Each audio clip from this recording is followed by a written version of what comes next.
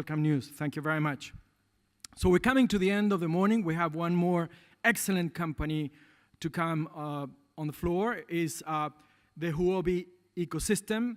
Is a global blockchain asset financial service provider investing on alternative assets, if I said it right. So I'd like to welcome the Huobi project to the floor, please, if you are here. All right, there you are. Thank you very much. Good afternoon. Nothing like standing between you and coffee, so I'll try and be pretty quick. Just before I start, actually, do you have a clicker? But while they're getting it, just show of hands, how many people have even heard of Huobi, hopefully traded on Huobi? Okay, 30, 40%. So they took it to the moon, I think.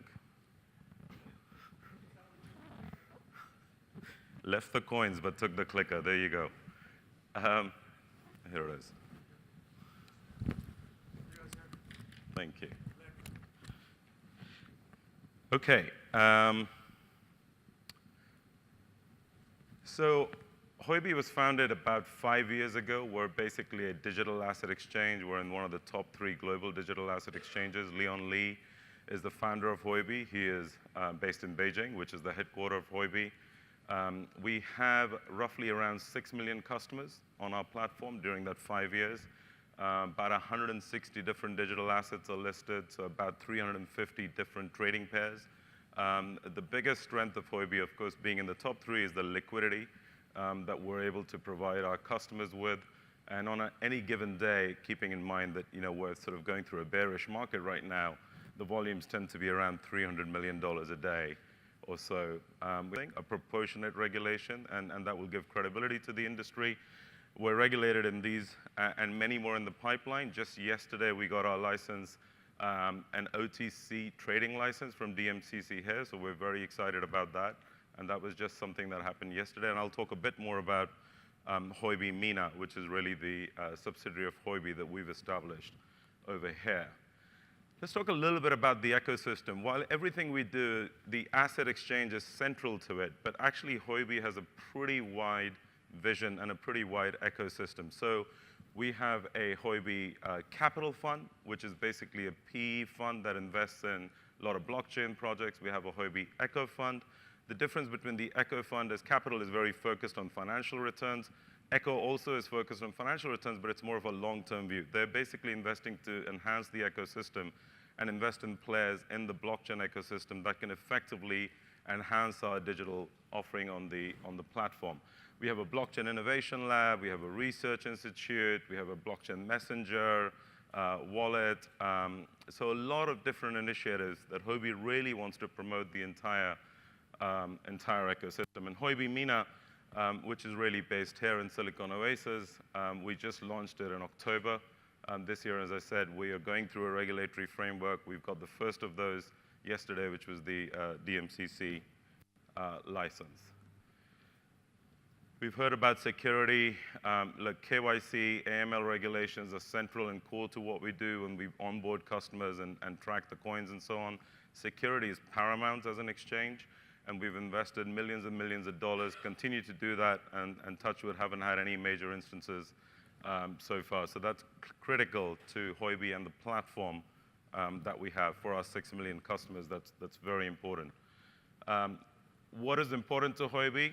Integrity, accuracy, openness. I think partnerships, that's the one thing I want to focus on, because partnerships, we don't want to boil the ocean and conquer it ourselves. This is all about partnership. It was partnership that led Huobi to create the joint venture with myself and Mr. Sultan Al-Ali, who's also here, to come into the region, because you can't get into the MENA region by sitting in Beijing, and Huobi realizes that.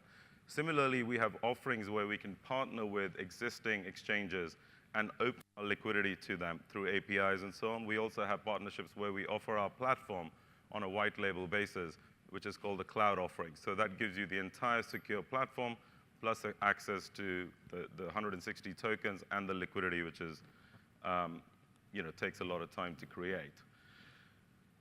Just a map that shows you where Huobi is spread. That sort of orange color in the middle is what Huobi MENA is focused on, which is really the Middle East, Africa, and then the Indian subcontinent. We've started here in Dubai, as I said, running it. This will be the regional headquarter. Makes sense given that the government is taking the lead in the region with the blockchain initiatives, but we plan to have resources in that orange area spread out pretty quickly.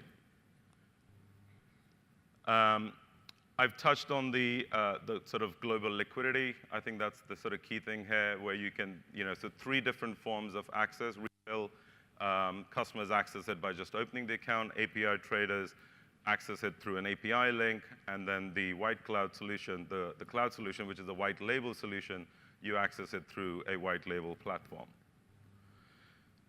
This is quite exciting. What we're seeing is institutional interest come into this space. And that's really what's needed, A, to get us out of this bearish market, but also to really give credibility to the sort of crypto digital asset exchanges and so on, or the industry, I should say. So we've got a great offering that we've launched for institutional clients, where basically we will onboard institutional clients where they can pledge their assets, they can do margin trading, they can do bulk trading. We provide a custodian service, which we're licensed, and our wallet's held in Japan. We're licensed in Estonia for the custodian service. So this is very tailored for the institutions that are coming on board. And so they can have sub-accounts, APIs that I touched on, withdrawal limits, client relationship. And this is worth looking at if you're somebody that is an institution or you've got more than retail trading kind of volume to look into getting into this. That's the team. Some of them are here. Please sort of meet us. And we'd love to tell you more about Huobi and what we're trying to do here. And also, I guess I should also touch on that in a phase where we're also going to onboard ICOs, and particularly interested next year, as we heard from His Excellency, the STO offering as well, because that's key to where this industry is transiting. So connect with us, and we're here in the break. Hopefully, I made up some of your time for the coffee break. Thank you.